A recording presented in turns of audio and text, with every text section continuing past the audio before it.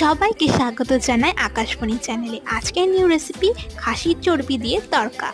প্রথমে আমরা 1 চামচ লবণ দিয়ে গোটা মুগ সেদ্ধ করে নিচ্ছি। একটা কড়াই নিচ্ছি, তাতে সর্ষের তেল দিয়ে দিচ্ছি। তেল গরম হলে তাতে গোটা জিরে, পেঁয়াজ কুচি, রসুন, 1 চামচ লবণ দেব। পেঁয়াজ লাল হলে খাসির চর্বি দিয়ে দিচ্ছি। তারপর আদা, রসুন, লঙ্কা, ধনে পাতার পেস্ট দিচ্ছি।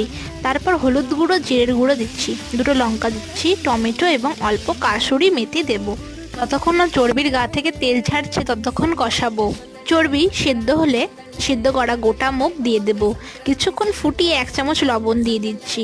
যখন ঝোলটা ফুটে গাঢ় হয়ে যাবে তখন নামিয়ে নিয়ে পরিবেশন করুন খাসির চর্বি দিয়ে তড়কা।